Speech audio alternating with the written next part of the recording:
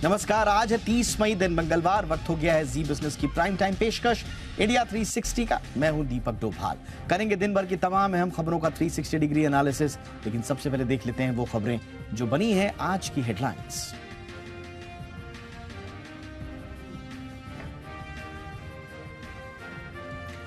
हरिद्वार में बिना मेडल बहाए वापस लौटे प्रदर्शनकारी पहलवान नरेश टिकैत ने 5 दिन का समय देने की बात कही।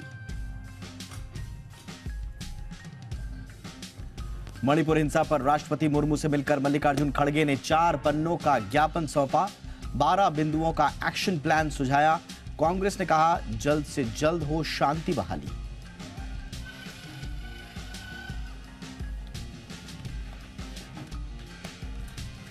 अशोक गहलोत का पायलट पर बड़ा बयान। कहा पायलट और हम साथ मिलकर करेंगे काम, आला कमान करेगा भूमिका तय। केंद्र के अध्यादेश के खिलाफ आम आदमी पार्टी को मिला सीपीएम का भी साथ। दिल्ली के मुख्यमंत्री अरविंद केजरीवाल ने सीताराम येचुरी का किया धन्यवाद।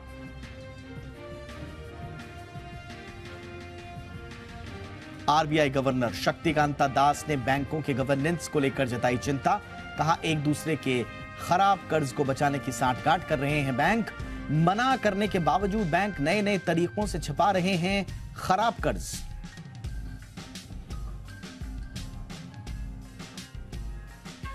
आरबीआई 1 जून से शुरू करने जा रहा है 100 डेज 100 पेज अभियान। और जी बिजनेस के सवाल पर अनक्लेम्ड डिपॉजिट पर बोली सीतारमण। कहा नॉमिनी जरूर भरें आम ग्राहक, क्योंकि अनक्लेम्ड डिपॉजिट का सेटलमेंट जटिल प्रक्रिया। आज भी बैंक निफ्टी ने इंट्राडे में छुआ 44,498 का नया रिकॉर्ड। सेंसेक्स 123 अंक चढ़ा तो निफ्टी 18,630 के स्तर पर सपाट बंद।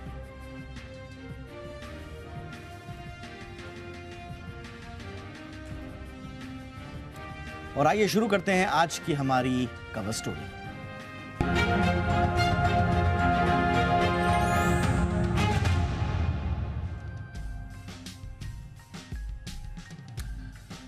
अनक्लेम्ड डिपॉजिट्स के मुद्दे पर जी बिजनेस ने वित्त मंत्री से सीधे सवाल किए थे और हमें जवाब देते हुए वित्त मंत्री निर्मला सीतारमण ने माना कि दरअसल ये प्रक्रिया एक जटिल प्रक्रिया है और इसमें समय लग सकता है।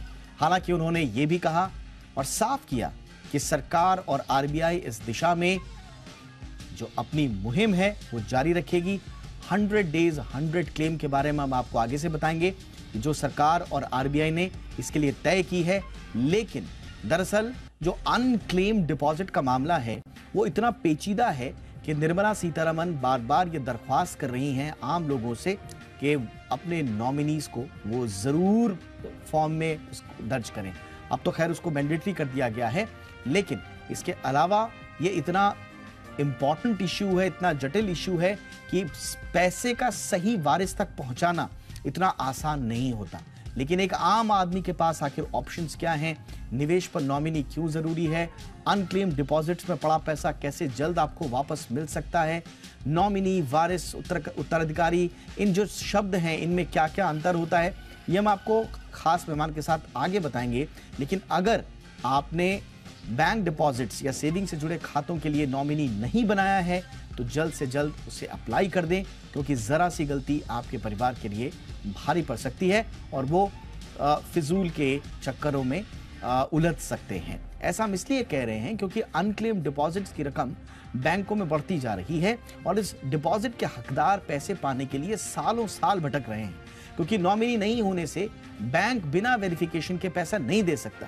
कल जो हमने खबर चलाई थी वित्त मंत्री निर्मला सीतारमण से बातचीत के बाद, उसमें यही था जो वित्त मंत्री निर्मला सीतारमण कह रही हैं कि ऐसा नहीं है कि वित्त मंत्री ने कह दिया या किसी बड़े मंत्री, अधिकारी या प्रधानमंत्री ने कह दिया कि अनक्लेम्ड जो एसेट्स हैं उनको सेटल कीजिए और वो सेटल हो जाएंगे। ऐसा नहीं होता।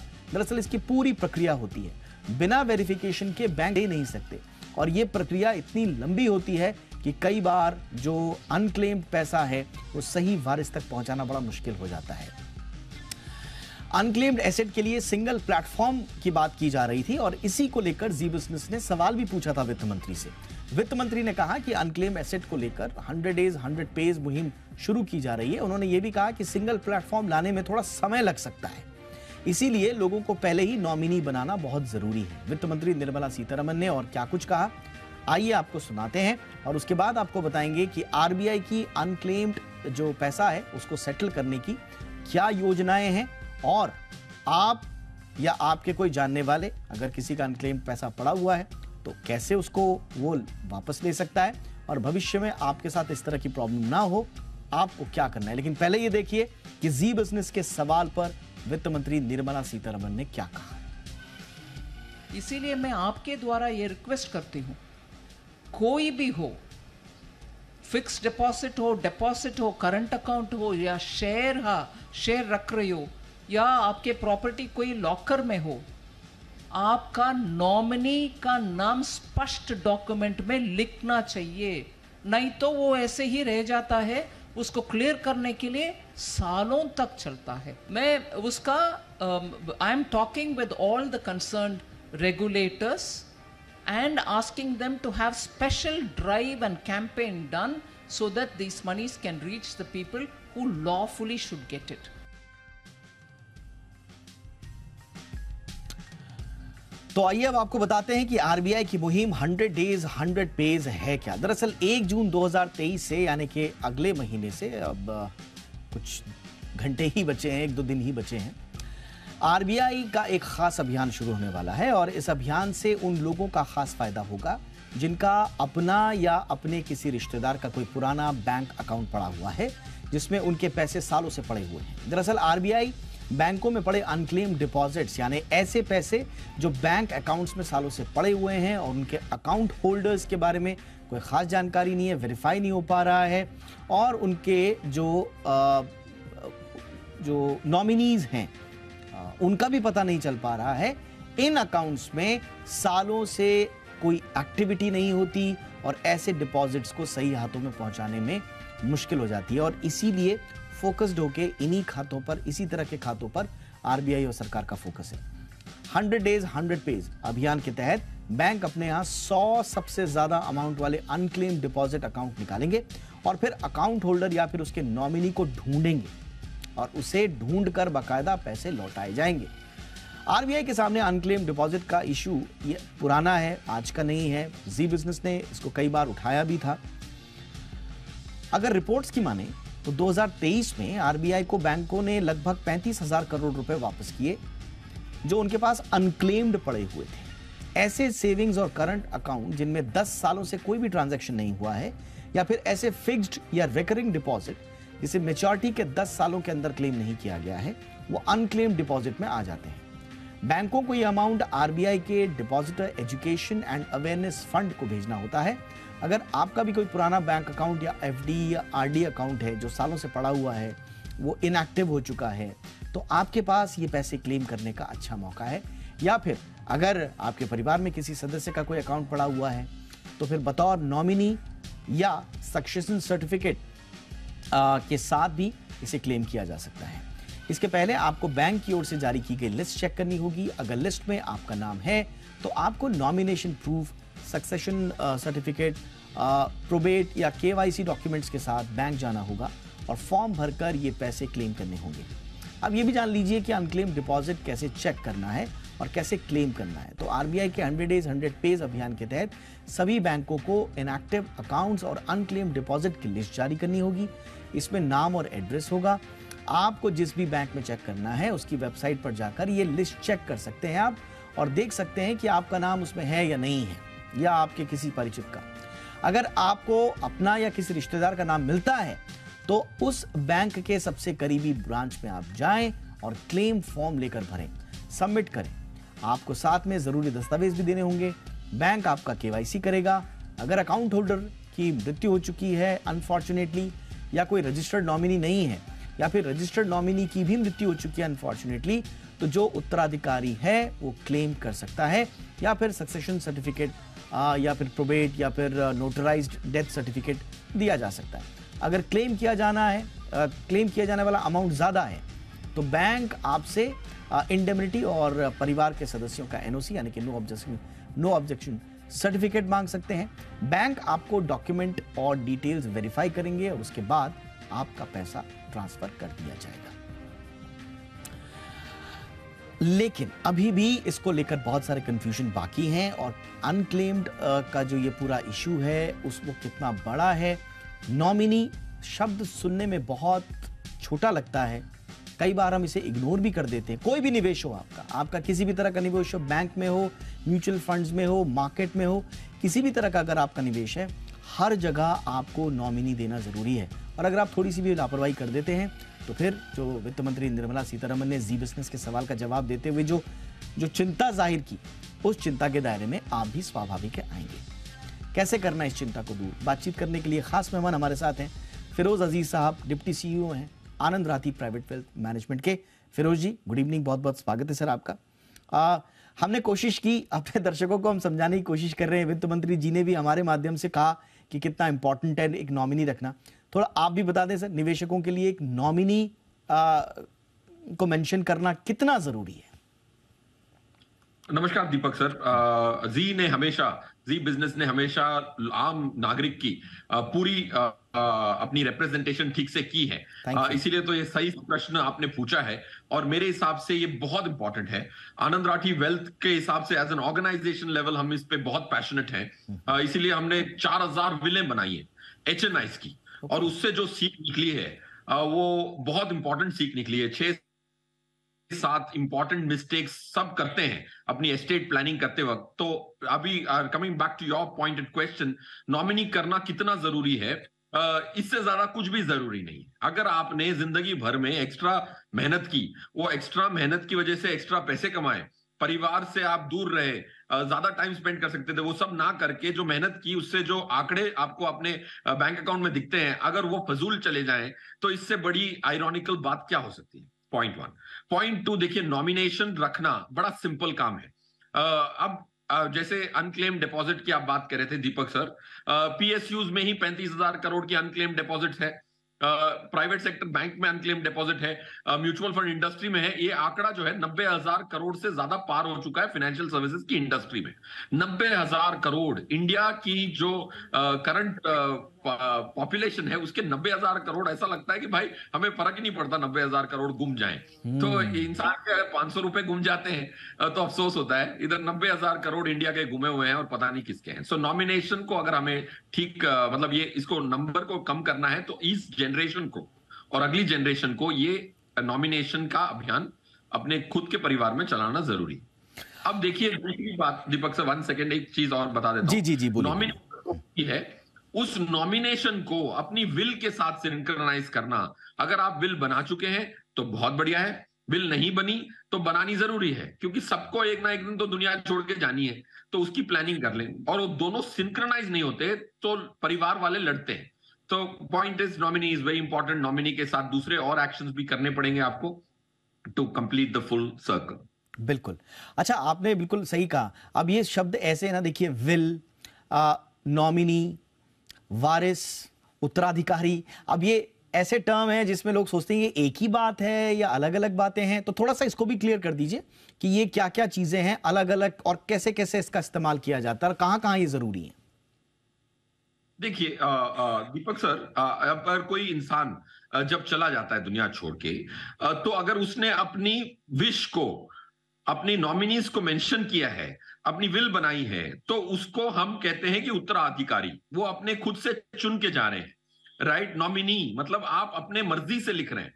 अगर आपने लिखी ही नहीं है तो उसको जाना है लीगल हायर के हिसाब से, राइट। वारिस जिसको कहते हैं वो खून का रिश्तेदार होता है और हर रिलीजन के हिसाब से उसकी अलग रूल्स हैं। जैसे कोई अगर मुस्लिम आदमी होता है तो शरिया लॉ लगता है, वरना हिंदू सक्सेशन एक्ट लगता है। पारसी होता है तो इंडियन सक्सेशन एक्ट लगता है। सो क्रिश्चियनिटी के लिए अलग। सो पॉइंट ये कह रहा हूं कि अगर मैं एज अ फिरोज मैं अपनी डिसीजन को अगर मैं ऑलरेडी एग्जिबिट कर दूं और विल बना दूं, तब शरिया लॉ अप्लाई नहीं करेगा अगर जिस दिन मैं चला जाऊंगा दुनिया पे। सो वारिस and legal heir are the legal lawful owners, अगर आपने अपनी इच्छा जाहिर नहीं की हो। तो अगर नॉमिनी है तो लीगल हायर को आप सरपास कर सकते हैं।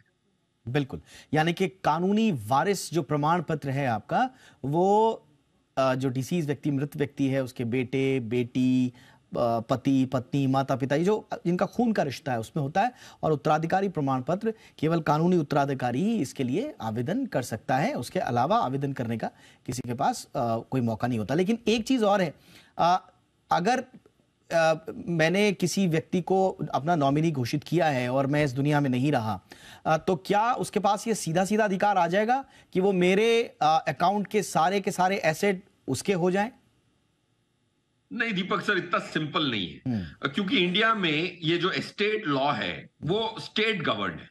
एक देश, जैसे पहले होते थी कि हर सर्विस टैक्स हर सिटी में अलग होता था, ऑक्ट्राई होती थी मुंबई में, फिर अब जीएसटी आ गई, एक देश है एक टैक्स है। वैसे एस्टेट की जो लॉज हैं वो स्टेट डिपेंडेंट है।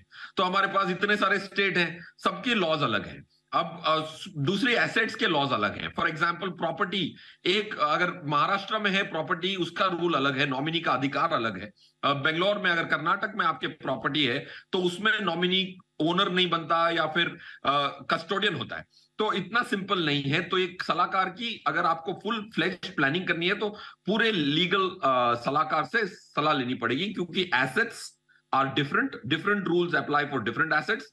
अगर आपने नॉमिनी कर दिया तो प्रोबेट की फिर भी जरूरत पड़ेगी, अगर महाराष्ट्र में आपकी प्रॉपर्टी है तो। राजस्थान में प्रोबेट की जरूरत नहीं है। सो इसमें घुसना पड़ेगा, थोड़ी मेहनत करनी पड़ेगी। अगर मेहनत करके इतने पैसे ही कमाए हैं तो और थोड़ी मेहनत करके उसको सांचवाना भी परम कर्तव्य बनता है जिसने कमाई। स्वाभाविक है। देखिए, आप फ्यूचर की प्लानिंग के लिए ये सारा निवेश कर रहे हैं और ये फ्यूचर की प्लानिंग के तहत ही आएगा कि इसका वारिस, उत्तराधिकारी, नॉमिनी कौन होगा। और ये बहुत इंपॉर्टेंट प्रक्रिया है, इसको किसी तरह की नेगेटिविटी से देखने की आवश्यकता नहीं है।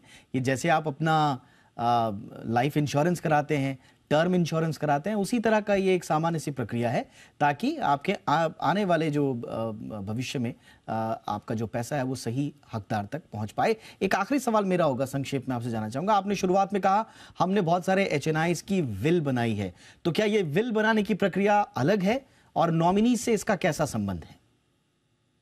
देखिए, नॉमिनीज एक बहुत सिंपल चीज है, वो तो बेसिक कर ही लेनी चाहिए। देखिए, जैसे डीमैट अकाउंट्स होते हैं, वो डीमैट अकाउंट में नॉमिनी कर दो तो उसमें जो भी है वो डीमैट अकाउंट की नॉमिनी हो जाती है। म्यूचुअल फंड में नॉमिनी रख सकते हो, आप बैंक अकाउंट में नॉमिनी रख सकते हो। अनफॉर्चुनेटली नॉमिनी से पूरा काम नहीं होता। जैसे कि म्यूचुअल फंड में आप 3 नॉमिनी रख सकते हो, बट बैंक अकाउंट में सिर्फ 1 रख सकते हो। अब पैसे तो म्यूचुअल फंड से निकल के बैंक अकाउंट में आएंगे, और म्यूचुअल फंड में 3 नॉमिनी, बैंक अकाउंट में सिर्फ 1। So point is, nominee is a shortcut, immediate requirement, but that is not sufficient. It's an important but not a sufficient condition. Deepak sir, so उसके बारे में आपको और थोड़ी रिसर्च करनी पड़ेगी। इस शो के माध्यम से आप सिर्फ जागरूकता फैला सकते हैं, पूरा काम नहीं हो सकता, बट नॉमिनी ना करना तो सबसे बड़ी बेवकूफी है। एब्सोल्युटली, यानी कि जो पूरा का पूरा जिस्ट है, चर्चा का सार यही है कि सबसे पहले जाके आपको अपने नॉमिनीज का नाम मेंशन करना है, और दूसरा, सिर्फ नॉमिनी हो जाने की वजह हो जाएगा, नॉमिनी घोषित कर देंगे तो सारे काम आपके हो जाएंगे, ऐसा नहीं है। एक प्रॉपर एडवाइजर आप चुने और उस एडवाइजर के बताए रास्ते पर चलकर आप सुरक्षित अपना भविष्य का पैसा किन हाथों में जाएगा, किस रूप में जाएगा, ये सब सुनिश्चित कर सकते हैं। और यदि आप कोई पैसा है, कोई अनक्लेम पड़ा हुआ है, उसको क्लेम करना चाहते हैं, आप समझते हैं खुद को कि उत्तराधिकारी हैं आप या वारिस हैं या फिर किसी के नॉमिनी का होने का आप हकदार हैं, तो फिर उसके लिए भी आपको पूरी प्रक्रिया है उसका पालन कर सकते हैं। और इस तरह से ये अनक्लेम्ड पैसा जो पड़ा हुआ है, सरकार भी परेशान है इससे तो इसको वहाँ से सेटल कराने में आप अपनी भूमिका भी निभा सकते हैं। बहरहाल, बहुत बहुत शुक्रिया फिरोज भाई, बड़ी आसान भाषा में आपने ये जटिल बात जो है हमारे दर्शकों को समझाई। Thank you so much. तो ये थी आज की हमारी कवर स्टोरी।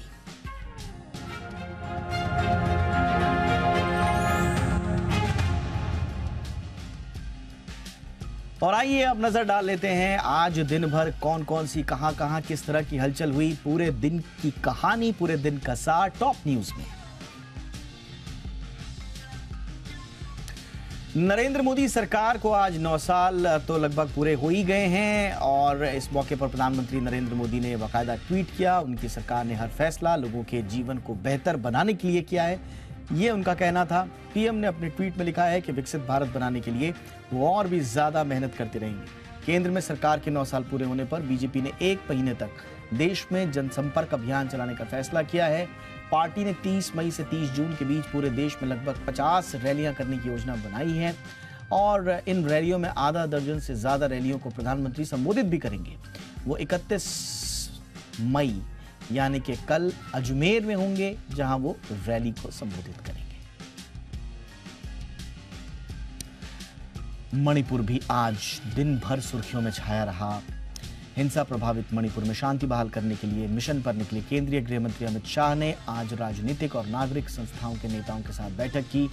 इस दौरान मुख्यमंत्री एन बीरेन्द्र सिंह भी मौजूद थे। इससे पहले केंद्रीय गृह मंत्री ने इसी महीने की शुरुआत में दंगे से बुरी तरह प्रभावित हुए इलाकों में एक चुराचांदपुर का दौरा किया। इस बीच इम्फाल में कर्फ्यू में ढील के दौरान लोग जरूरी सामान खरीदने के लिए अपने घरों से बाहर निकलते नजर आए। मणिपुर हिंसा पर चिंता जताते हुए कांग्रेस अध्यक्ष मल्लिकार्जुन खड़गे के नेतृत्व में पार्टी के एक प्रतिनिधिमंडल ने राष्ट्रपति द्रौपदी मुर्मू से मुलाकात की। मुलाकात के दौरान इस प्रतिनिधिमंडल ने राष्ट्रपति को मणिपुर हिंसा से राज्य में पैदा हुई स्थिति को लेकर ज्ञापन सौंपा। कांग्रेस की ओर से कहा गया कि हमने सुप्रीम कोर्ट के एक रिटायर्ड या सेवारत न्यायाधीश की अध्यक्षता में एक उच्च स्तरीय जांच आयोग का गठन की मांग की है। कांग्रेस ने कहा है कि मणिपुर में 3 मई से हिंसा हो रही है और बीजेपी को इसकी कोई परवाह नहीं है। राजस्थान में अशोक गहलोत और सचिन पायलट के बीच विवाद को कांग्रेस आलाकमान ने सुलझाने का दावा किया है। दोनों नेताओं के साथ लेकर कांग्रेस महासचिव केसी वेणुगोपाल ने ऐलान किया कि राजस्थान में पार्टी एकजुट होकर चुनाव लड़ेगी और जीतेगी भी। वेणुगोपाल ने कहा कि दोनों नेता कांग्रेस आलाकमान के प्रस्ताव से सहमत हैं, लेकिन उन्होंने इस सस्पेंस से पर्दा नहीं उठाया कि सुलह का फॉर्मूला क्या हुआ है। दोनों नेताओं के बीच सुलह की बात के बाद अशोक गहलोत का बड़ा बयान भी सामने आया। गहलोत का कहना है कि पायलट और हम मिलकर लगातार काम करते रहेंगे।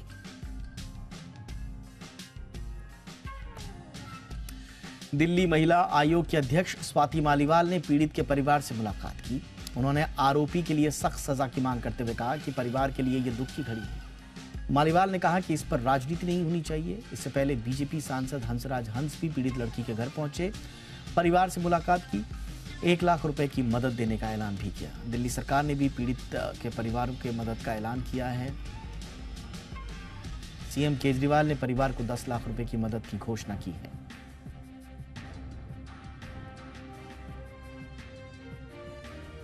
दिल्ली शराब घोटाला मामले में जेल में बंद आम आदमी पार्टी नेता मनीष सिसोदिया की जमानत याचिका दिल्ली हाईकोर्ट ने खारिज कर दी है। कोर्ट ने याचिका को खारिज करते हुए कहा कि मनीष सिसोदिया के खिलाफ लगे हुए आरोप काफी गंभीर हैं। दिल्ली हाईकोर्ट ने यह फैसला कथित शराब घोटाला से जुड़े सीबीआई के केस में सुनाया। मनीष सिसोदिया ने निचली अदालत के फैसले को चुनौती दी थी।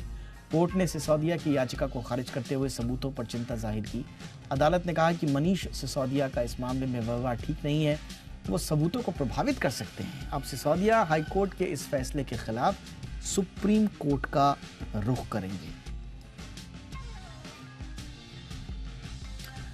जम्मू में कटरा से करीब 15 किलोमीटर दूर झज्जर कोटली के पास आज सुबह एक बस पुल से नीचे गिर गई। इसमें 10 लोगों की दुखद मौत हो गई, 55 लोग जख्मी भी हुए हैं। मौके पर स्थानीय लोग, सीआरपीएफ और एसडीआरएफ ने लोगों को रेस्क्यू किया। ये बस अमृतसर से वैष्णो देवी जा रही थी। इसमें 75 यात्री सवार थे, सभी बिहार के रहने वाले थे। जम्मू के डिप्टी कमिश्नर अवनी लवासा ने बताया इस हादसे में 4 लोग गंभीर रूप से घायल हैं, अन्य लोगों को हल्की चोटें आई हैं। गंभीर रूप से घायल लोगों को जीएमसी जम्मू में भर्ती कराया गया है। बाकी घायलों का स्थानीय स्वास्थ्य केंद्रों में इलाज चल रहा है।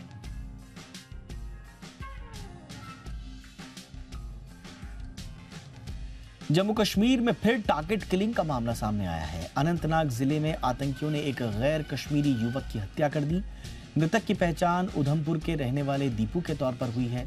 जानकारी के मुताबिक दीपू सर्कस कंपनी में काम करता था। वो किसी काम से सर्कस से बाहर निकला था, तभी आतंकियों ने उस पर हमला कर दिया।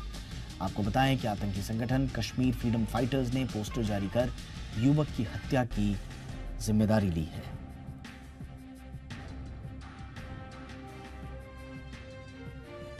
महाराष्ट्र के किसानों के लिए शिंदे सरकार ने बड़ी खुशखबरी दी है। महाराष्ट्र कैबिनेट ने नमो किसान महासम्मान निधि योजना को मंजूरी दे दी है।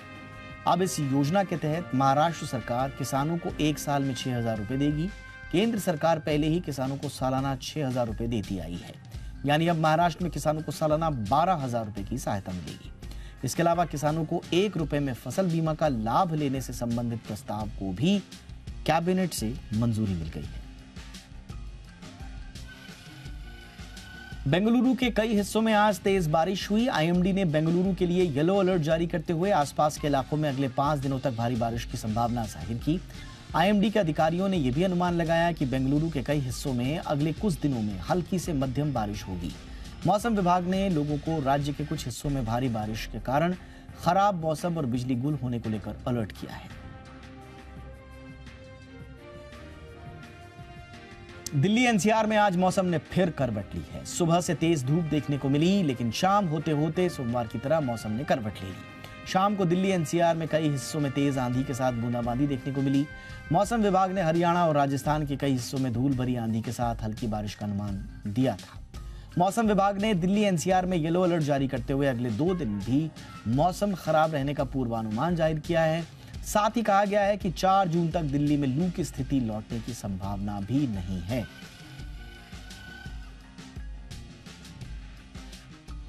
रिजर्व बैंक गवर्नर शक्तिकांता दास ने सरकारी और निजी बैंकों के बोर्ड के साथ 22 मई और 29 मई को बैठक की। बैठक इस मायने में खास थी कि पहली बार बैंकों के बोर्ड सदस्यों के साथ ये बैठक हुई।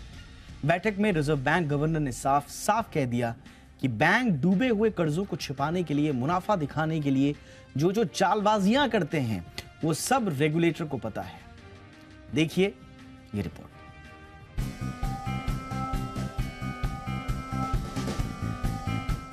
बैंकों के बांटे गए लोन डूब जाने पर एनपीए यानी डूबे कर्जों की श्रेणी में आ जाते हैं। बैंकों के लिए लंबे समय तक गले की हड्डी बन रहे एनपीए अब कम हो रहे हैं, लेकिन रिजर्व बैंक नहीं चाहता कि बैंक फिर से पुरानी राह पर लौटें।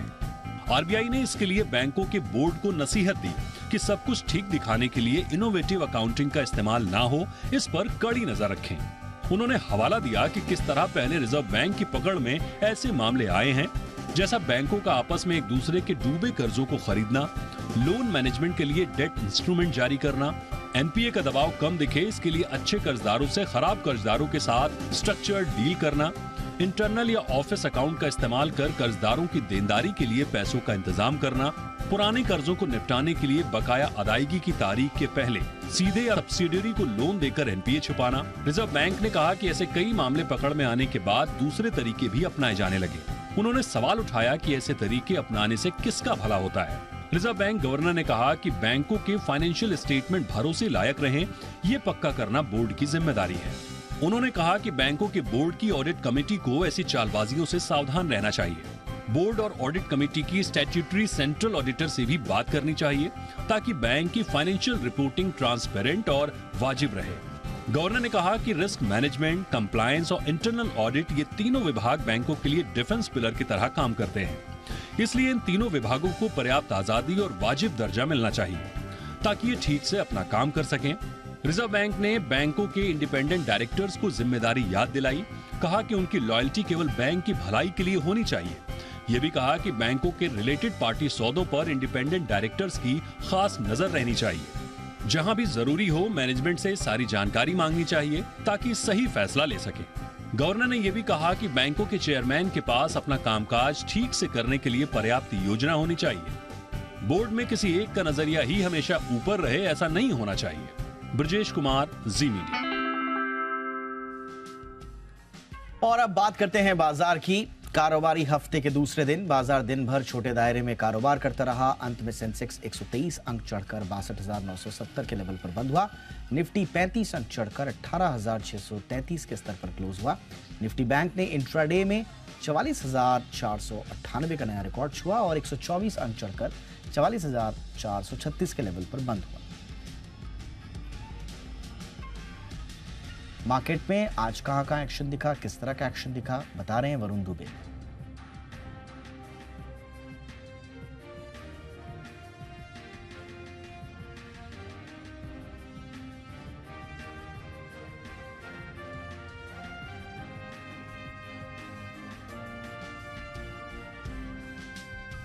चलिए इधर मार्केट रेगुलेटर सेबी ने म्यूचुअल फंड इंडस्ट्री को गड़बड़ियां रोकने के लिए इंस्टीट्यूशनल मैकेनिज्म बनाने का प्रस्ताव दिया है। सेबी की चेयरपर्सन माधवी पुरी बुश ने कहा कि म्यूचुअल फंड इंडस्ट्री के संगठन एमफी को एथिक्स कमेटी के नियमों को सख्ती से पालन करने की जरूरत है ताकि इंडिविजुअल गड़बड़ियों से इंडस्ट्री निपट सके। उन्होंने यह भी कहा कि इंडस्ट्री ये तय करे कि कुछ लोगों की वजह से पूरी म्यूचुअल फंड इंडस्ट्री को न भुगतना पड़े। AMFI having an ethics committee in whatever form and manner that you think fit, and for that committee to take action on individuals who are doing wrong things in the market on a self-regulatory basis. I know you all are not technically an SRO, but you're functioning in some form or manner like that. I think that is the best way, because if the industry regulates that part of it itself, there should be no need for a regulator to come in and step in.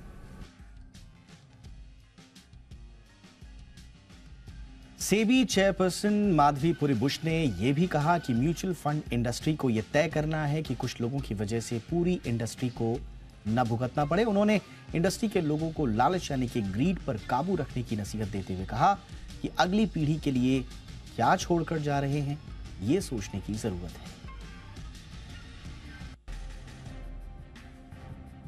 As I said, and this whole issue of ethics committee, etc., is the question of what does your moral compass tell you to do?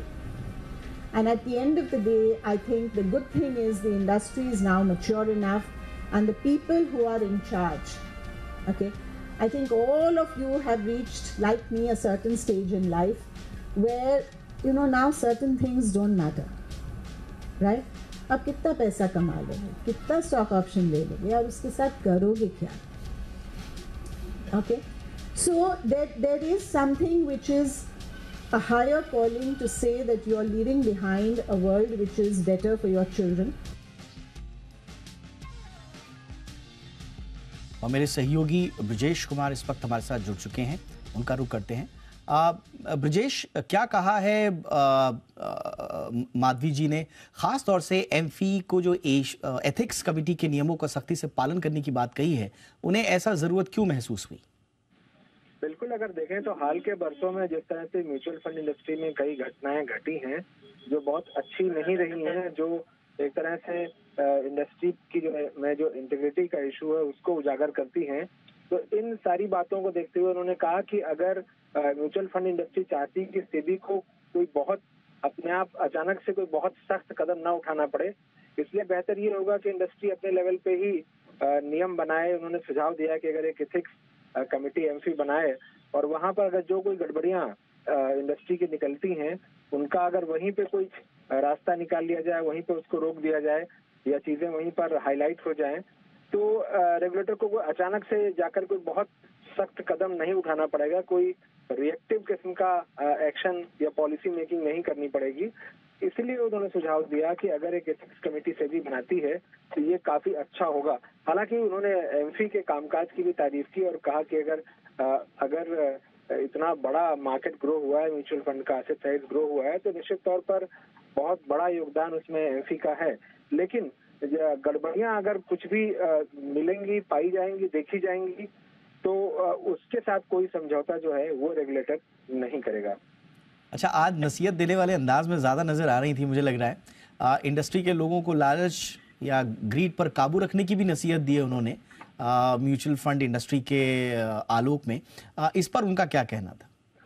बिल्कुल, जैसे उन्होंने कहा कि देखें, अगर तो एक बार अगर किसी म्यूचुअल फंड में अगर कोई आदमी एक बड़े पद पर पहुंच जाता है या बहुत अच्छी उसकी आय हो जाती है, कमाई हो जाती है सैलरी से या बाकी इंसेंटिव से, तो फिर उन्होंने कहा कि एक लिमिट, लालच की, ग्रीड की एक लिमिट होती है। उस लिमिट के पार जाकर कोई आखिर क्या हासिल कर लेगा कि इंसेंटिव मिल जाए या ईसॉप मिल जाए या बहुत कमा लें, लेकिन उसकी भी कोई एक लिमिट होनी चाहिए ना, क्योंकि अगर अपनी अगली जनरेशन के सामने वो क्या एग्जाम्पल छोड़ कर जाएंगे।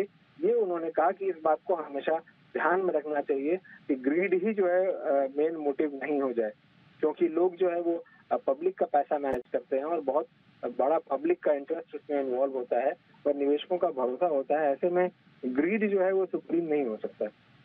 बिल्कुल, बहुत बहुत शुक्रिया इस तमाम जानकारी के लिए ब्रजेश जी आपका। आगे बढ़ते हैं। सरकार क्लीन एनर्जी को बढ़ावा देने के लिए पेट्रोल के साथ ही डीजल की ब्लेंडिंग पर भी फोकस कर रही है। पेट्रोलियम मंत्री हरदीप सिंह पुरी ने कहा कि डीजल में एथेनॉल ब्लेंडिंग का काम शुरू किया गया है। उन्होंने कहा कि इस पर पायलट प्रोजेक्ट के नतीजों के आधार पर आगे बढ़ा जाएगा। उसमें भी काम हो रहा है। आज ही इनफैक्ट मैंने देखा एक बीपीसीएल ने शायद I may be visiting. BPCL has actually put out a statement that they are doing it. All kinds of experimentation is taking place.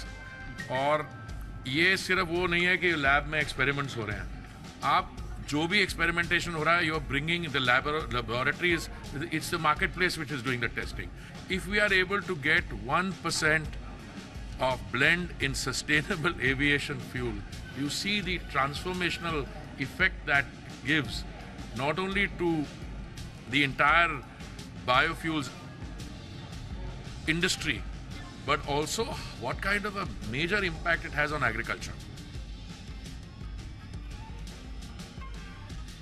Ayodhya में राम मंदिर निर्माण का सपना जल्द ही साकार होने वाला है। मंदिर के भूतल निर्माण का करीब 80% काम पूरा हो चुका है। मंदिर में 166 पिलर लगाए जाने के साथ ही गर्भगृह के चारों तरफ मोटी दीवारों को तैयार किए जाने की प्रक्रिया अंतिम चरण में है। अयोध्या में हिंदू आस्था के प्रतीक राम मंदिर का निर्माण जोरों से चल रहा है। मंदिर की ग्राउंड फ्लोर 80% बनकर तैयार है। मंदिर में 166 पिलर लगाए जाने के साथ गर्भगृह के चारों तरफ मोटी दीवारों को तैयार किए जाने की प्रक्रिया अंतिम चरण में है। तो वहीं इन पत्थरों को मजबूती देने के लिए तांबे की पत्तियों को जोड़े जाने का काम भी चल रहा है, जिसे जून तक पूरा कर लिया जाएगा। राम मंदिर में भगवान रामलला को विराजमान कराए जाने के लिए 3 शिलाओं का चयन कर लिया गया, जिन पर मूर्तिकारों ने मूर्ति बनाने का काम शुरू कर दिया है। 4 साल 5 साल का एक बहुत सुंदर एक लला होता है, उसका स्वरूप उसमें उतारा जाएगा। हालांकि रामलला की मूर्ति किस पत्थर से बनेगी ये अभी तय नहीं है। मंदिर निर्माण से जुड़ी कमेटी 31 मई को बैठक कर मूर्ति के लिए पत्थर तय करेगी, जिन पर मूर्तिकार मूर्ति बनाने का काम करेंगे। 71 एकड़ में तैयार हो रहे भव्य मंदिर में कहीं भी लोहे का इस्तेमाल नहीं किया गया। पत्थरों को जोड़ने के लिए तांबे की पत्तियों का इस्तेमाल हो रहा है। दिल्ली में नाबालिग की हत्या करने वाले साहिल को कोर्ट ने 2 दिन की पुलिस रिमांड पर भेज दिया है। पुलिस ने बीती रात भी साहिल से पूछताछ की थी। सूत्रों के मुताबिक साहिल को अपने किए का कोई पछतावा नहीं है। साहिल ने पुलिस को बताया कि अचानक ब्रेकअप की वजह से उसका गुस्सा भड़क गया और इसके बाद उसने प्लानिंग के साथ मर्डर किया।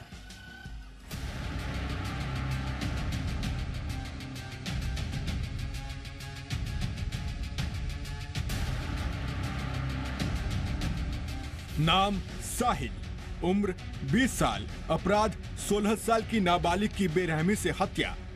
28 मई की रात राजधानी दिल्ली की अंधेरी गली में अपनी सनक से 16 साल की एक बच्ची को बेरहमी का शिकार बनाने वाली साहिल की ये सियाह हकीकत है, जो सोशल मीडिया के जरिए दुनिया में आतंक मचाने का मैसेज देता है। दुनिया शांति तो जीने नहीं देती मेरे भाई, आतंक उठाना जरूरी है। दिल्ली के शाहबाद डेरी इलाके में चाकू और पत्थर से साक्षी को मारकर सनसनी मचाने वाले साहिल की जिंदगी का ये दूसरा हिस्सा है, जिसमें वो कभी दोस्तों के साथ मस्ती करते, कभी कार चलाकर रील बनाते और कभी किसी पब में पार्टी करते देखा जा सकता है।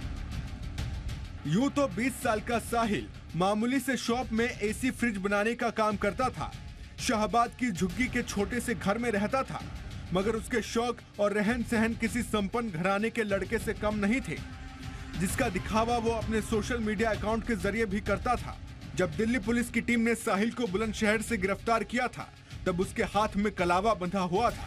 पुलिस की गिरफ्त में बैठे साहिल के हाथ में कलावा साफ देखा जा सकता है, जिसके बाद हिंदू संगठन और कई नेता सवाल उठा रहे हैं कि आखिर मुस्लिम साहिल अपने गले में रुद्राक्ष की माला क्यों पहने हुआ था और हाथ में कलावा क्यों बांधा हुआ था।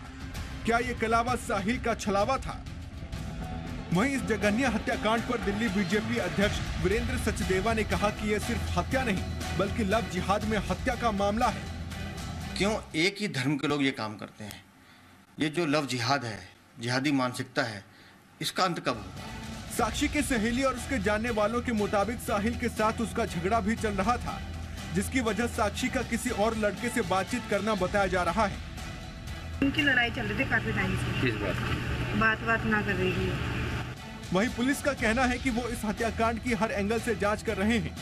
पुलिस सूत्रों के मुताबिक इस बात से भी इनकार नहीं किया जा सकता है कि साहिल साक्षी पर धर्म बदलने का दबाव बना रहा हो। पुलिस सूत्रों के मुताबिक दोनों के बीच अनबन का एक कारण ये भी हो सकता है क्योंकि गिरफ्तारी के समय हाथ में कलावा और सोशल मीडिया पर तस्वीरों में उसके गले में रुद्राक्ष का मिलना इसी और संकेत कर रहे हैं। ये साक्षी हत्याकांड कहें तो उसमें जो एक्यूज साहिल है उसको कल अरेस्ट कर लिया गया था बुलंदशहर से और आज उसको कोर्ट में पेश किया गया। उसके बाद 2 दिन की उसको पुलिस कस्टडी मिली है, जिसमें हम इन्वेस्टिगेशन के लिए डिफरेंट पहलू जो होते हैं, अलग अलग पहलू, उसके ऊपर उसके साथ पूछताछ करेंगे और जो एविडेंस है उसको रिकवर कर रहे हैं। फिलहाल कोर्ट ने साहिल को 2 दिन के पुलिस रिमांड में भेज दिया है। इन 2 दिनों में पुलिस के सामने साहिल से हर वो राज उगलवाने की चुनौती होगी जिसकी वजह से इस दरिंदे ने 16 साल की एक बच्ची को इतनी बेरहमी से मौत के घाट उतार दिया। साहिल से पूछताछ के बाद ही साफ हो पाएगा कि आखिर साक्षी के साथ उसका लव था या फिर उसका ये रिश्ता पूरी तरह से जिहाद का हिस्सा था। बाजार में ऐसे हजारों हेयर ट्रीटमेंट प्रोडक्ट्स और क्लिनिक्स मिल जाएंगे जो झड़ते वालों को रोकने का दावा करते हैं। कई बार इनकी दवा और सलाह के साइड इफेक्ट्स घातक भी हो जाते हैं। ऐसा एक मामला हैदराबाद में सामने आया जहां झड़ते बालों को रोकने का दावा करने वाली एक क्लिनिक ने पीड़ित व्यक्ति से लाखों रुपए ऐंठ लिए, लेकिन उसके झड़ते बाल रुकने की बजाय और गिरने लगे। कंज्यूमर कोर्ट में जब ये मामला पहुंचा तो फिर कंज्यूमर कोर्ट ने इस क्लिनिक पर भारी जुर्माना लगाया है।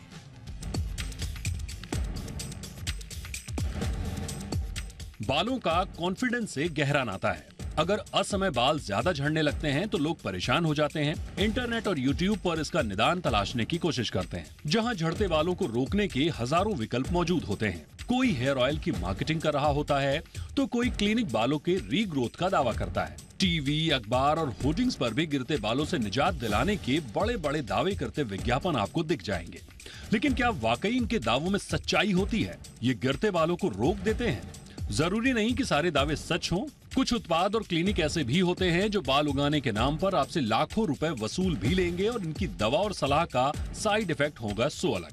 ताजा मामला हैदराबाद का है, जहां प्रभास हेयर क्लिनिक ने बायो हेयर ट्रीटमेंट और प्लेटलेट्स रिच प्लाज्मा यानी पीआरपी ट्रीटमेंट के शर्तिया इलाज के नाम पर कस्टमर से 1.25 लाख रुपए से ऊपर की रकम वसूल ली। कस्टमर को कहा गया कि 8 से 12 महीने में उसके बाल गिरने बंद हो जाएंगे, साथ ही नए बाल भी उगने लगेंगे। झड़ते बालों और डैंड्रफ से परेशान शशांक मांगू नाम के शख्स ने सब कुछ वैसा ही किया जैसा हेयर क्लिनिक ने करने को कहा था, लेकिन उन्हें गिरते बालों और डैंड्रफ से कोई राहत नहीं मिली। यहाँ तक तो ठीक था, लेकिन हद तो तब हो गई जब शशांक के बाल और तेजी से गिरने लगे। ऐसे में उन्होंने ठगा महसूस करते हुए जिला कंज्यूमर फोरम की ओर रुख किया। कमीशन ने प्रभा हेयर क्लिनिक की अनियमितताओं को देखते हुए उस पर करीब 2 लाख रुपए का जुर्माना लगाया। ये केस स्टडी एक सबक है उन लोगों के लिए जो सिर्फ एड देखकर गैर पेशेवर क्लिनिक से अपने बालों का ट्रीटमेंट करवा लेते हैं। मामले में पीड़ित शशांक ने क्या कहा जी मीडिया के रिपोर्टर से, आपको सुनाते हैं।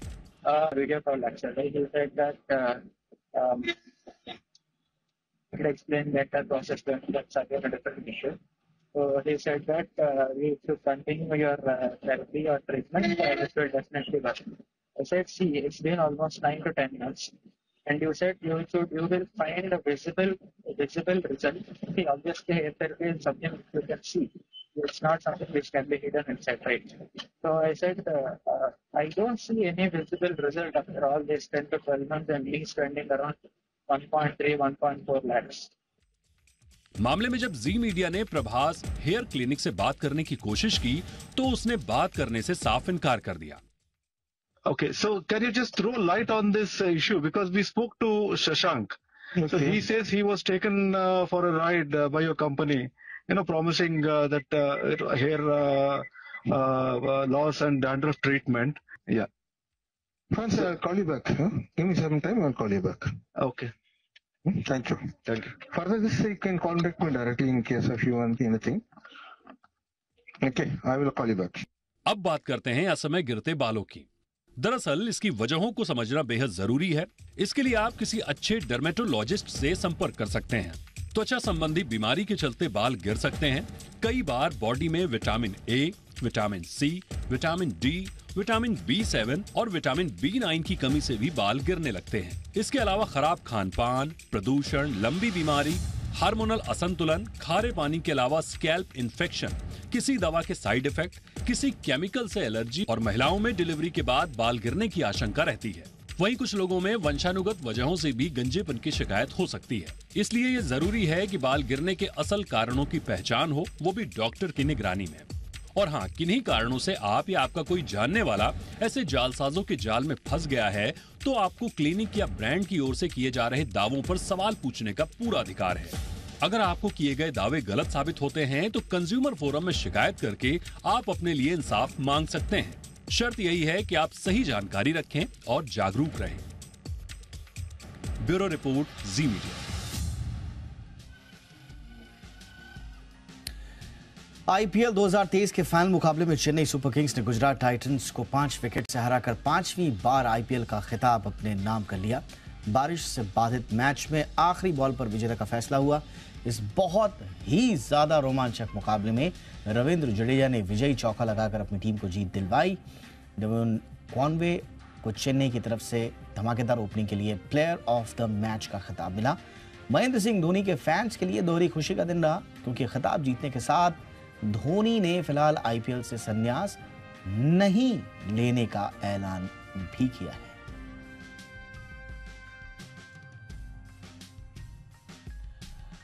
और खिताब जीतने पर सीएसके को 20 करोड़ रुपए की प्राइज मनी मिली, जबकि रनर अप गुजरात टाइटंस ने 12.5 करोड़ रुपए जीते। तीसरे स्थान पर रही मुंबई इंडियंस को 7 और चौथे नंबर पर टीम रही लखनऊ सुपर जायंट्स को 6.5 करोड़ रुपए मिले। Player of the final Devon Conway को 5 लाख रुपए मिले। वहीं फाइनल हारने वाली गुजरात टाइटंस के 3 प्लेयर्स ने 9 में से 6 व्यक्तिगत अवार्ड जीते। सबसे ज्यादा 4 अवार्ड शुभमन गिल को मिले। अवार्ड्स के साथ उन्होंने 40 लाख रुपए की प्राइज मनी भी जीती। शुभमन के नाम 4 अवार्ड रहे। तो शुभमन का जादू game changer of the season का अवार्ड, पहला अवार्ड जो उनके नाम रहा, 10 लाख की प्राइज मनी इसमें मिली। दूसरा most valuable player of the award भी उनको मिला, 10 लाख की प्राइज मनी इसमें भी मिली। ये दूसरा रहा। शुभमन गिल शुभमय रहा पूरा आईपीएल आप कह सकते हैं। मोस्ट 4 ऑफ द सीजन का अवार्ड भी 85 चौके लगाकर शुभमन ने जीता। 10 लाख की प्राइज मनी यहां पर भी जीती उन्होंने। जादू सिर चढ़कर बोल रहा था। और ऑरेंज कैप यानी कि 890 रन, सबसे ज्यादा रन बनाने वाले खिलाड़ी शुभमन ही बने। ऑरेंज कैप के साथ उन्हें मिले 10 लाख का प्राइज मनी और इस तरह से टोटल 40 लाख रुपए शुभमन ने अपने नाम किए।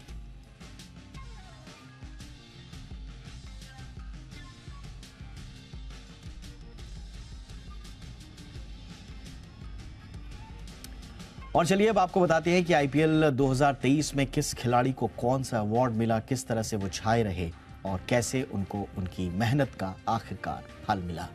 तो आईपीएल में किसे कौन सा अवार्ड मिला? Emerging player of the year Yashasvi Jaiswal, जो कि अब टेस्ट के लिए अपने कप्तान रोहित शर्मा के साथ रवाना हो चुके हैं। यशस्वी जायसवाल को मिला आईपीएल में।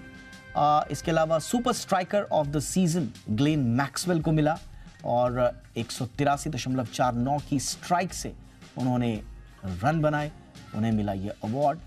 Perfect catch of the season Rashid Khan ने जीता और इस तरह से यह अवार्ड किया उन्होंने अपने नाम। पर्पल कैप मोहम्मद शमी को मिला। टोटल 28 विकेट लेकर सबसे सफल गेंदबाज एक तरह से साबित हुए आईपीएल में मोहम्मद शमी। इसके अलावा आईपीएल में फेयर प्ले दिल्ली कैपिटल्स को मिला बतौर टीम। ये फेयर प्ले का अवार्ड दिया जाता है उस टीम को जो कि खेल भावना के लिए उत्कृष्ट मानदंडों पर खरा उतरती है।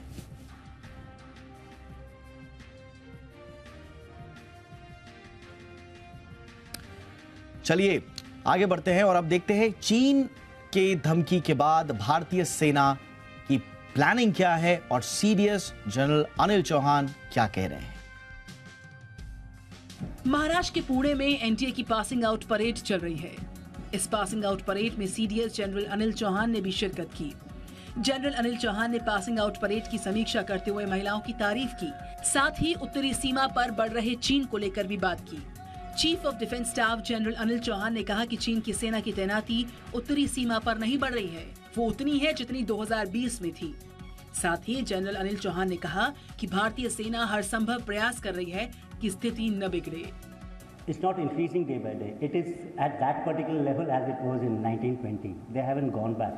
इसके साथ ही chief of defence staff general Anil Chauhan ने देश के सामने आने वाली चुनौतियों के बारे में भी बात की। सीडीएस ने कहा कि यूरोप में चला युद्ध, हमारी उत्तरी सीमाओं पर पीएलए की निरंतर तैनाती और हमारे पड़ोसी देश में राजनीतिक आर्थिक उथल-पुथल हमारी सेना के लिए चुनौती खड़ी कर रहे हैं, लेकिन हमारी सेना नियंत्रण रेखा पर शांति बनाए रखने के लिए प्रतिबद्ध है। पाकिस्तान के पूर्व प्रधानमंत्री इमरान खान ने आरोप लगाया कि उनके देश की हुकूमत फौज के हाथों में है। उन्होंने इस बात से इनकार किया कि 9 मई को फौजी ठिकानों पर जो हमले हुए उनमें उनकी पार्टी या कार्यकर्ताओं का कोई हाथ था। इमरान खान के मुताबिक पाकिस्तान में सरकार कोई भी हो, यह सच्चाई है कि फौज किसी न किसी तरह से सत्ता पर कंट्रोल रखती है। तो एक तरह से जो पूरी दुनिया आरोप लगाती रही है उसकी पुष्टि खुद पाकिस्तान के प्रधानमंत्री ने, जो रह चुके हैं पूर्व प्रधानमंत्री, उन्होंने की है इमरान खान ने। 9 मई को इमरान खान को अल कादिर ट्रस्ट घोटाले में गिरफ्तार किया गया था और उसके बाद आरोप है कि इमरान समर्थकों ने आर्मी से जुड़े कई ठिकानों को जला दिया। इस हिंसा में 8 लोगों की मौत हुई थी।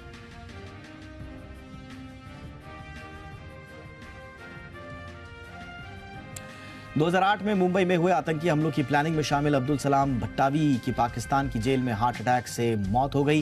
वो पंजाब प्रांत की शेखपुरा जेल में टेरर फंडिंग के मामले में सजा काट रहा था। 2020 में उसे लश्कर-ए-तैयबा के सरगना हाफिज सईद की बहनोई अब्दुल रहमान मक्की के साथ 16.5 साल कैद की सजा सुनाई गई थी। भारत की इंटेलिजेंस एजेंसियों ने भी भट्टावी की मौत की पुष्टि की है। 2011 में भट्टावी ने खुद 20 सालों तक आतंकी संगठन लश्कर-ए-तैयबा के लिए काम करने की बात कबूल की थी। पाकिस्तान बॉर्डर पर झड़पों से परेशान अफगान सरकार को अब ईरान की सीमा पर भी हिंसक झड़पों का सामना करना पड़ रहा है। बीते दिन ईरान अफगान बॉर्डर पर फायरिंग में 4 लोग मारे गए। मारे गए लोगों में 3 ईरानी सैनिक थे और एक तालिबान सैनिक। फिलहाल फायरिंग भले ही रुक गई हो, लेकिन झड़पें आगे भी हो सकती हैं। दरअसल ईरान करीब 30 साल से सूखा झेल रहा है, तो अफगानिस्तान के हालात भी अच्छे नहीं हैं। यहाँ करीब 80% घरों में रोजमर्रा की जरूरतों के मुताबिक पानी नहीं है।